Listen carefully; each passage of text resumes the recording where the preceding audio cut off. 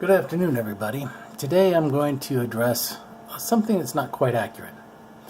Today we're going to talk about the true nature of NAS. That's network attached storage. Most people make the mistake of thinking that a NAS is basically like you see this Netgear NAS array here on this picture in association to Wikipedia. Wikipedia does do a fairly accurate description of what really NAS is, and that is, it's not hardware. It's not hardware at all. It's actually a set of protocols working together utilizing a communication protocol known as IP4 or IP6. There are other protocols that can be used as well, but for now we'll just stick with IP. You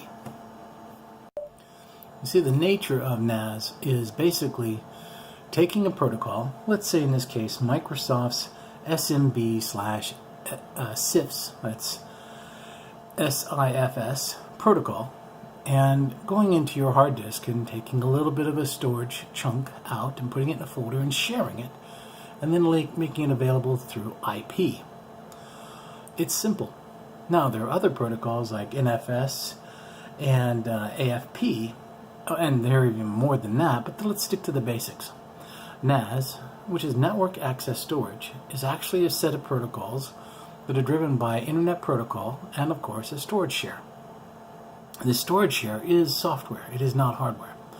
And that's why we want to make sure that we understand when we talk about NAS, we're talking about the logical sense of making data available on an IP network.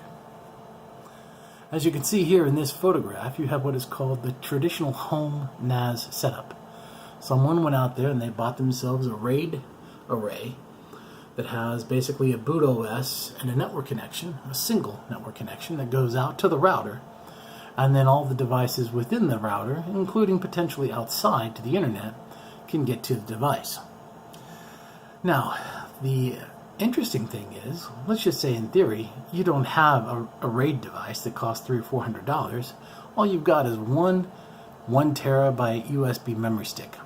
Well, you can plug that USB memory stick into your new router and share that out just like you would have if you had used the RAID array, but without all the extra cost.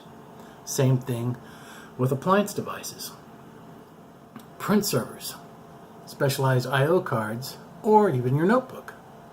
And in rare occasions, you still might see a couple of cable modems or DSL footprints out there that still have the USB option. The point here is it's not about the hardware, it's about the protocol. Now, this is a non-redundant structured protocol model that you're looking at here for homes. The second mistake that everybody seems to be making with NAS technology is the nature of how NAS is not redundant. That's not true. You can take two likewise switches, network switches, with an interface that has two network cards coming from the NAS device, may it be a tape library, a Unix box, a Windows box, a Linux box, a disk array.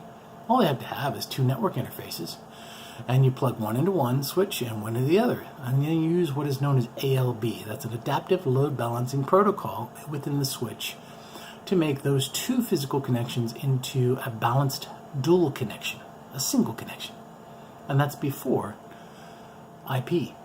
So, with that being the case, you can actually design a NAS model out there in the world that is fully redundant. But there's one unfortunate problem with NAS technology. It's a protocol.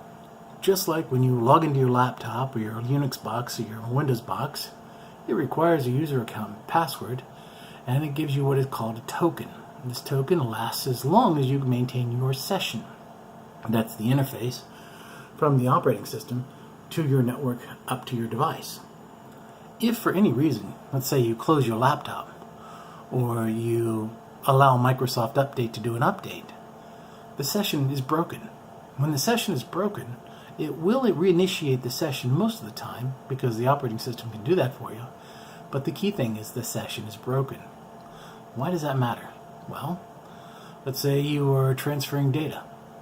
Well, if your computer suddenly rebooted because of Microsoft Update, your transfer stops and it was not successful. Same way with cron jobs or batch files. Cron jobs are chronological ordered series of batches that run for special jobs you design. when the sessions are broken, those chronological jobs are also broken.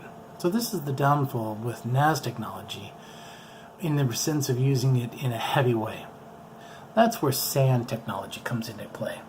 And SAN technology, known as Storage Area Network, is also nothing more than protocols utilized on specialized switches in the industry of enterprise level storage. We'll cover that later. But for now, I just wanted to give you guys a 5-minute blurb on really understanding what NAS is. And I've got 28 years of experience of dealing with enterprise platform environments, and most of that's in regards to storage. This is the right way to look at it. And it allows you to do a whole bunch of things, from Raspberry Pi to Atom-based boards to using your own router as your NAS if you want. The sky's the limit. Enjoy, guys. Thanks.